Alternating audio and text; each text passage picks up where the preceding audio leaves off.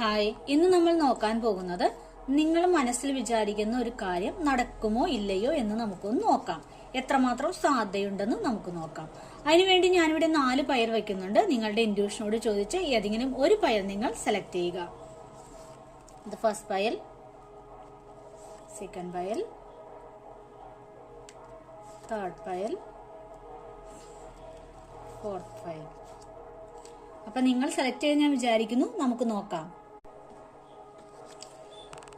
നിങ്ങൾ ആദ്യത്തെ പയലാണ് സെലക്ട് ചെയ്തെങ്കിൽ അതിന്റെ ആൻസർ യെസ് എന്നാണ്. നിങ്ങൾ സെക്കൻഡ് പയലാണ് സെലക്ട് ചെയ്തെങ്കിൽ അതിന്റെ ആൻസർ യെസ് എന്നാണ്. ഇനി നിങ്ങൾ തേർഡ് പയലാണ് സെലക്ട് ചെയ്തെങ്കിൽ അതിന്റെ ആൻസർ യെസ് എന്നാണ്. പക്ഷെ നിങ്ങൾ എന്ത് എഫേർട്ടാണോ ഇട്ടിരിക്കുന്നത് അതനുസരിച്ചുള്ള ഒരു നീതിയാണ് നിങ്ങൾക്ക് ലഭിക്കുക എന്നാണ് കാണുന്നത്. ഇനി നിങ്ങൾ ഫോർത്ത് പയലാണ് സെലക്ട് ചെയ്തെങ്കിൽ അതിന്റെ ആൻസർ യെസ് എന്നാണ്.